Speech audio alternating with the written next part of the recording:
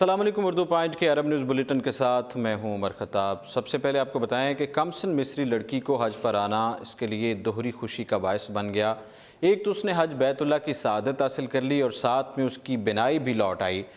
Net کے 16 سالہ مصری دوشیزہ کے سر میں پھوڑا نکلنے کے باعث اس کی بائیں آنکھ کی بینائی مکمل طور پر چلی گئی تھی، جبکہ دائیں آنکھ کی بینائی بھی بہت کم رہ گئی تھی۔ جب وہ حج کے لیے آئی تو اسے فوری طور پر مکہ مکرمہ میں شاہ عبداللہ میڈیکل سٹی میں علاج کے لیے داخل کیا گیا، جہاں اس کی کھوپڑی کے آپریشن کے ذریعے رسولی نکال دی گئی، جس کے بعد اس کی بینائی بھی لوٹ آئی۔ میڈیکل سٹی کی انتظامیہ نے بتایا کہ رسولی کے باعث متاثرہ بینائی والی لڑکی کو طبی معائنے کے لیے اعصابی مرکز منتقل کیا گیا، جہاں اس کا بہت کم مدت کے اندر علاج مکمل کر لیا گیا۔ یہ آپریشن میڈیکل کمپلیکس میں نیورولوجی ڈپارٹمنٹ کے سینئر ڈاکٹر محمد غازی کی قیادت میں کیا گیا، جو 7 گھنٹے تک جاری رہا، اور کامیاب ہونے کے بعد مصری کمسن دوشیزہ کی دونوں آنکھوں کی بینائی پوری طرح واپس آ گئی۔ سعودی عرب کی جانب سے فوری علاج کی سہولت فراہم کرنے پر مصری حاجن نے مملکت اور قیادت کا شکریہ ادا کیا ہے۔ خیال رہے کہ رواں سال حج سیزن میں فریضہ حج کی ادائیگی کے لیے آئے سینکڑوں عازمین حج کی مختلف بیماریوں کا سعودی عرب کے اسپتالوں میں مفت علاج کیا گیا۔ اس بار حج کے موقع پر ایک ایرانی حاجی کی آنکھوں کی بینائی بھی علاج کے بعد لوٹا دی گئی تھی۔ بات کریں سعودی حکومت کی جانب سے کچھ دنوں قبل نابالغوں کے لیے بیرون ملک سفر کے قوانین میں ترامیم کا اعلان کیا تھا، جس کے مطابق 80 خواتین جو 21 برس سے زائد کی ہو چکی ہوں انہیں بیرون ملک جانے اور پاسپورٹ کے لیے سرپرست کی اجازت درکار نہیں ہوگی۔ وہ اپنی مرضی سے اس بارے میں فیصلہ لے سکتی ہیں۔ 21 سال سے کم عمر لڑکے اور لڑکیوں کے لیے بیرون ملک اکیلے سفر کے حوالے سے چند شرائط عائد کی گئی تھیں، تاہم اب سعودی حکومت کی جانب سے 21 سال سے کم عمر نوجوانوں کے لیے بیرون ملک سفر کے لیے شرائط پر 3 صورتوں میں استثناء کا اعلان کیا ہے۔ سعودی محکمہ پاسپورٹ جوازات کے مطابق شادی شدہ لڑکوں اور لڑکیوں، بیرون ملک تعلیم کے لیے اسکالرشپس حاصل کرنے والوں اور رسمی ڈیوٹی پر جانے والوں کے لیے سرپرست کی منظوری لازمی نہیں ہے۔ اس مقصد کے لیے نوجوانوں کو وزارت تعلیم سے اسکالرشپس کا سرٹیفکیٹ حاصل کر کے پیش کرنا ہوگا، جبکہ سرکاری ڈیوٹی کے سلسلے میں بیرون ملک جانے والے 21 سال سے کم عمر نوجوانوں کو متعلقہ محکمے سے دستاویز حاصل کرنا ہوں گی۔ جوازات کی طرف سے مزید بتایا گیا ہے کہ نوجوانوں کے سرپرست یعنی والد یا والدہ اپنی اولاد کا پاسپورٹ جاری کرا سکیں گے۔ سعودی خواتین اپنے ان بچوں کو سفر کی اجازت دینے کی پابند ہوں گی جن کی پرورش کی مقررہ عمر پوری ہو چکی ہے۔ اگر کسی نوجوان کے والدین انتقال کر چکے ہوں تو ایسی صورت میں اس کا 21 برس کا بالغ بھائی یا بہن اس کا پاسپورٹ نکلوا سکتا ہے اور ساتھ میں سفر کا اجازت نامہ بھی جاری کر سکتا ہے۔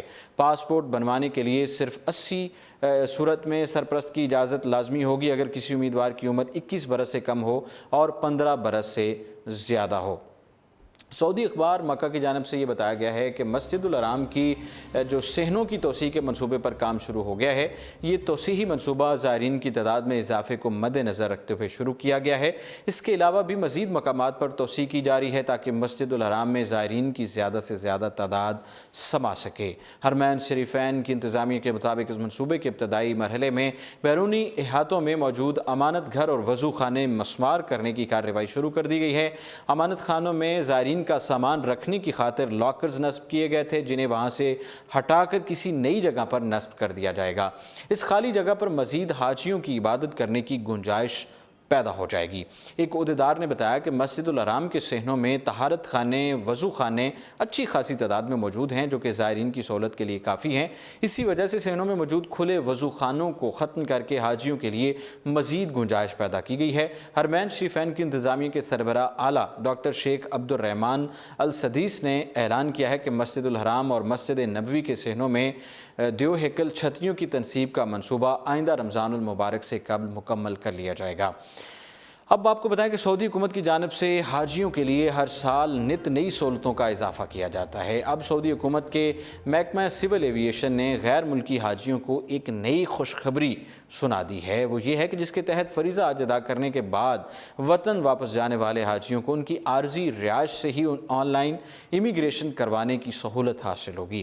ابتدائی طور پر یہ سہولت انڈیا، ملائیشیا اور انڈونیشیا کے حجاج کو دی جا رہی ہے، تاہم اگلے چند برسوں میں یہ سہولت پاکستان سمیت دیگر ممالک کے حجاج کو بھی فراہم کر دی جائے گی۔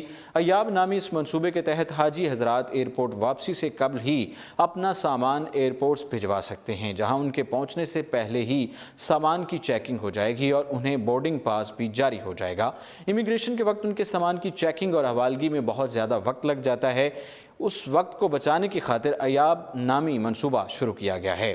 اس برس بھارت، انڈونیشیا اور ملائیشیا کے 30,000 حاجی اس سہولت سے فائدہ اٹھا رہے ہیں، جن میں سے 14,000 جدہ ایئرپورٹ اور 16,000 مدینہ ایئرپورٹ سے سفر کریں گے۔ اس پروگرام کو فی الحال عارضی اور محدود پیمانے پر شروع کیا گیا ہے، بعد میں اس کا دائرہ مزید وسیع کیا جائے گا۔ عرب نیوز بلیٹن سے فی الوقت اتنا ہی، اور آپ دیکھتے رہیے اردو پوائنٹ۔